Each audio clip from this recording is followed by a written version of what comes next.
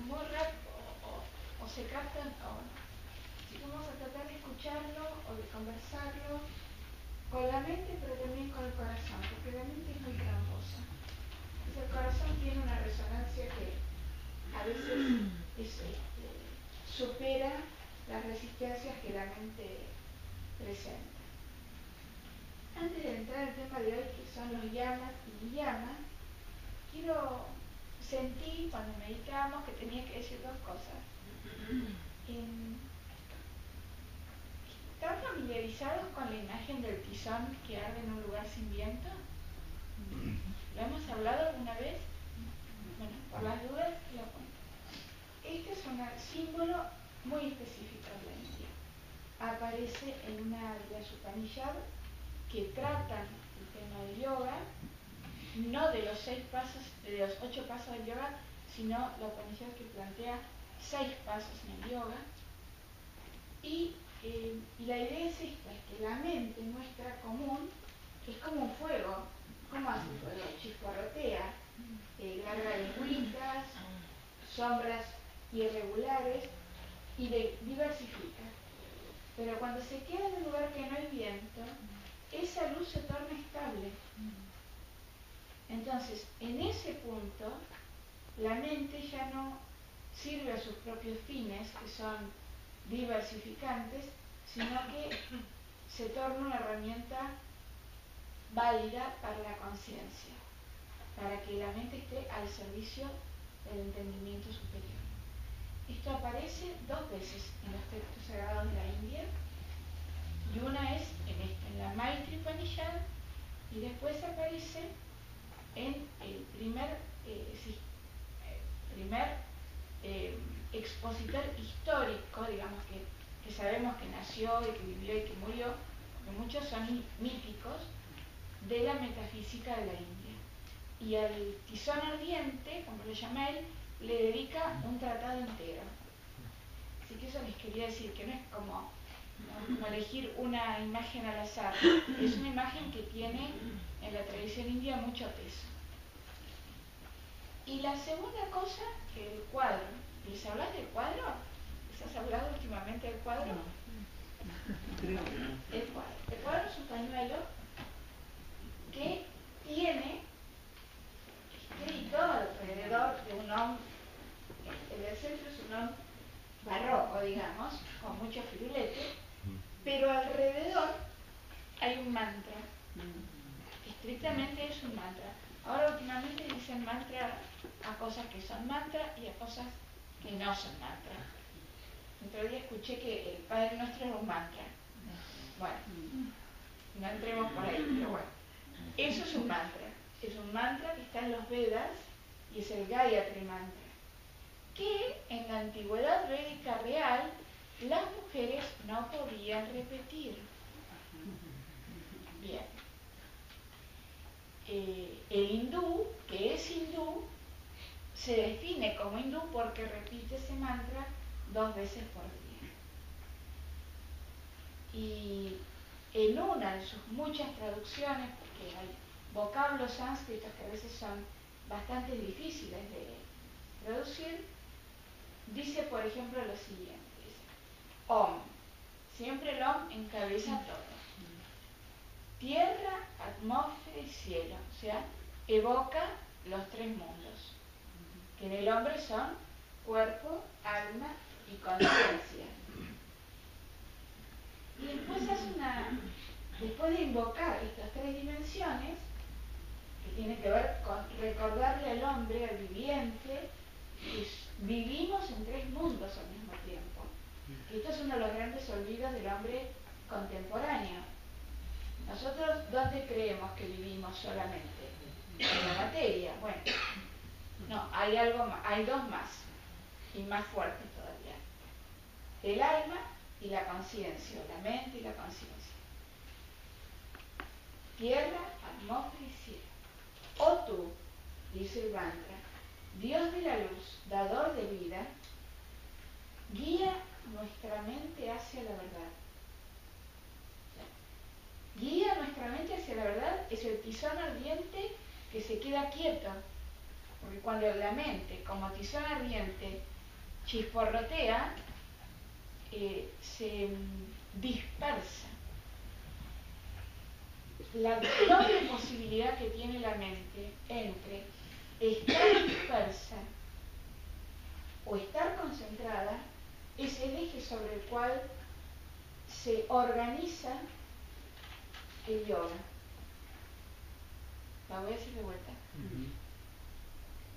Todo lo que tiene que ver con que la mente esté o dispersa o unificada, de eso trata el yoga.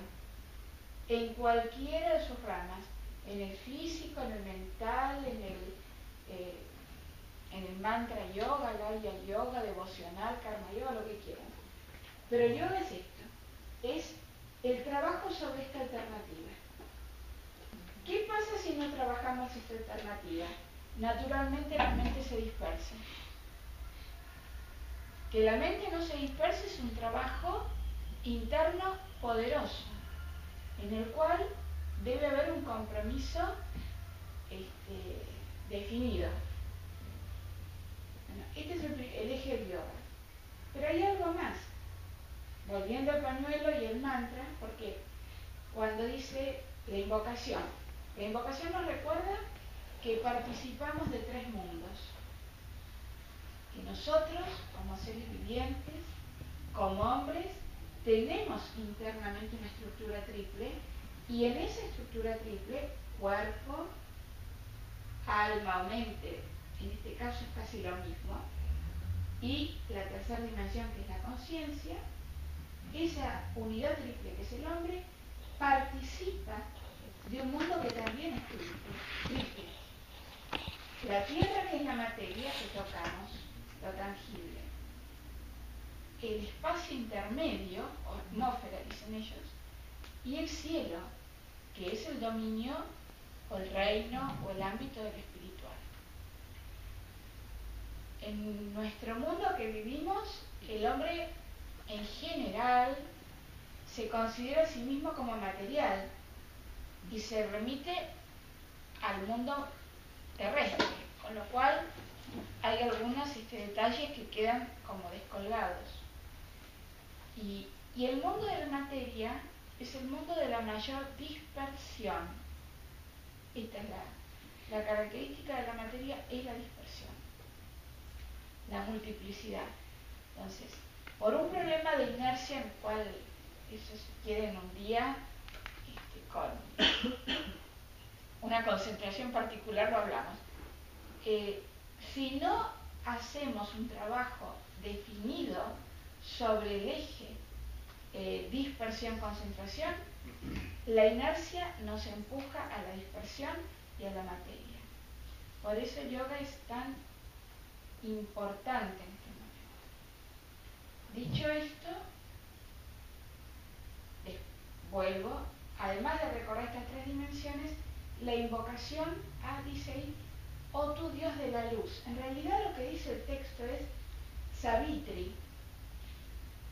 Savitri es el nombre del sol al amanecer. ¿Por qué?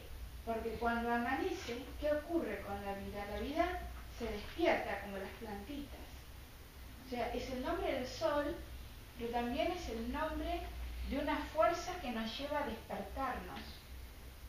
Hay gente que naturalmente, sin despertador, se despierta a la mañana. ¿Conoce? Han experimentado. Lo natural es, bueno,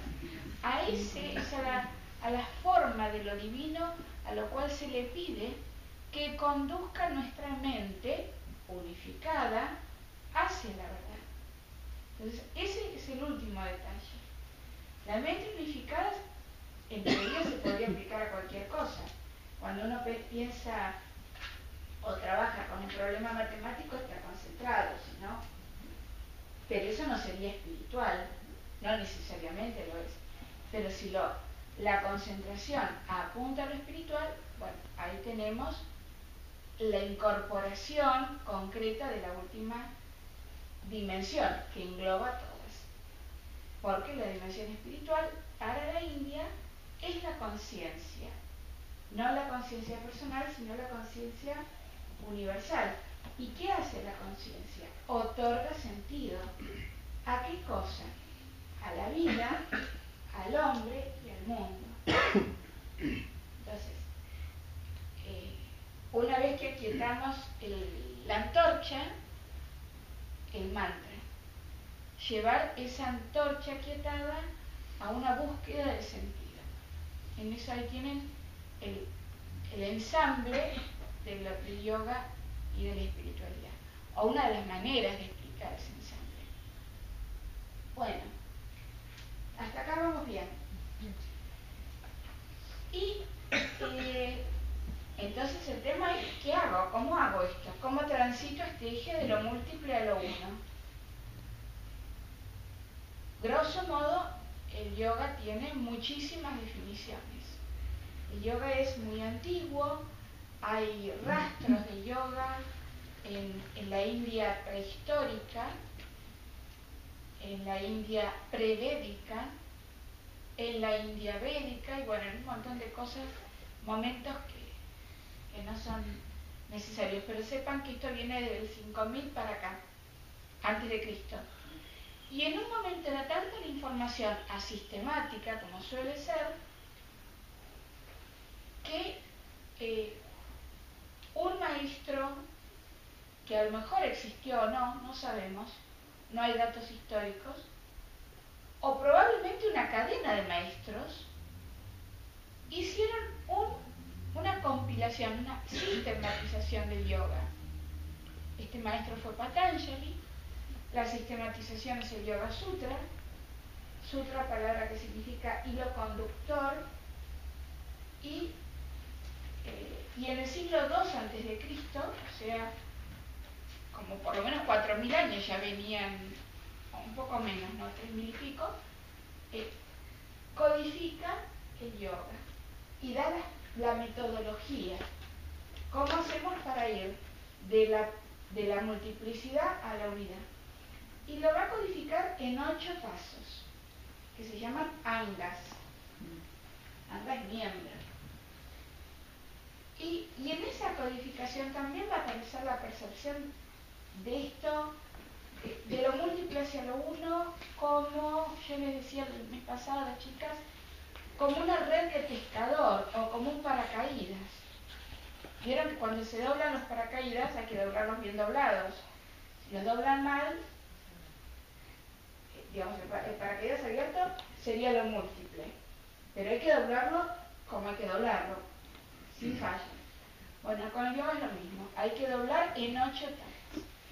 Nosotros, cuando en este mundo occidental, en nuestra cultura, en Argentina, vamos a hacer yoga, saltamos literalmente al tercer paso, que es el asana. Porque normalmente cuando la gente va a hacer yoga, ¿qué hace? Va a hacer hatha yoga. ¿Y el hatha yoga cuál es? ¿Qué es el hatha yoga? Es el yoga, así lo define Ramiro Calle, que fue un muy buen trabajo, estudioso español. Es decir, el hatha yoga es el yoga que tiene como punto de concentración el cuerpo. Y él después, a partir de ahí, hacía toda una definición de otros yogas, y a todos los decía él mismo. Es el yoga que tiene como punto de concentración tal cosa.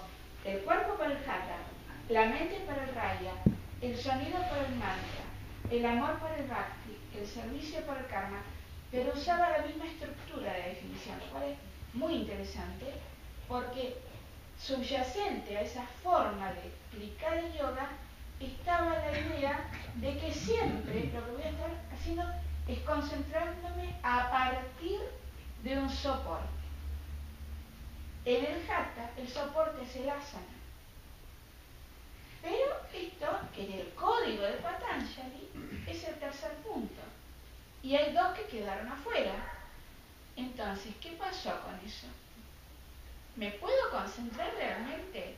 Si en una escala de concentración de lo múltiple a lo uno, que va gradualmente en 8 pasos, ¿qué pasa si lo tomo en tercera etapa? ¿Ustedes qué dirían? ¿Me puedo concentrar? No, hay algo que no funciona bien. Bueno, los 2 primeros pasos. ¿Cuáles son? estos. Primero los yamas y después los niyamas. Si ustedes van a un manual básico de yoga, va a decir que son las reglamentaciones éticas, lo cual ya en sí mismo es como aburrido escucharlo. Y sí, además plantean una serie de problemáticas si es ético, o como decíamos recién, si es moral, si es de afuera, de adentro, si es cultural, bueno, ¿qué pasa? Ahí ustedes tienen un apuntecito, que eso lo leerán en profundidad en casa. Y yo acá también había puesto algo de los Upanishads, lo cual luego diremos. A mitad de la página, los yamas y niyamas valen para, ¿ven lo que está con los puntitos, no? Son las reglas éticas, sin duda. Pero también, acá abajo, ¿sí? En la primera página abajo. Son las reglas éticas. Pero también son un filtro de purificación de la energía. Y son formas, como el filtro del café. Es un filtro. O el filtro del spa es lo que toma en ese proceso de ir plegando, empieza a limpiar aquello que va a ser plegado, que en última instancia es todo nuestra estructura psíquica. Un autor que trabajó muchísimo con yoga de la escuela francesa decía también que los yamas y niyamas eran los dos primeros pasos de una iniciación espiritual. O sea que ya ahí tenemos una definición más fuerte. Danilo Swami Digambarananda, que estuvo por acá la semana pasada, pues en español, él, que es muy moderno también para explicar el yoga, y que lo explica para occidentales, él dice que los yamas y niyamas son el encuadre espiritual, el encuadre para poder pensar una vida espiritualmente. El encuadre necesario, el encuadre básico, el instrumento primario, lo que quieran llamarlo, para poder pensar una vida espiritual. O sea, si quiero pensar o situarme o buscar una forma de decir que me interesa la espiritualidad, no puedo saltar esto. No puedo obviar los yamas y niyamas. Bueno, el padre Quiles, vinculado a la fundación de la Universidad del Salvador y que fundó la única carrera de grado que hay en Latinoamérica sobre Oriente, decía que los yamas y niyamas tenían que ver con prepararse al autodominio para poder trabajar, intentar un autodominio. Son también, como dijimos, una primera etapa de concentración y que no está en el apunte, por eso les voy a decir que lo agreguen, es el eje de organización. Los yamas y niyamas también son el eje para organizar la tierra, atmósfera y cielo en cada uno, es decir, para poder ordenar los planos que nos constituyen. ¿A qué me refiero?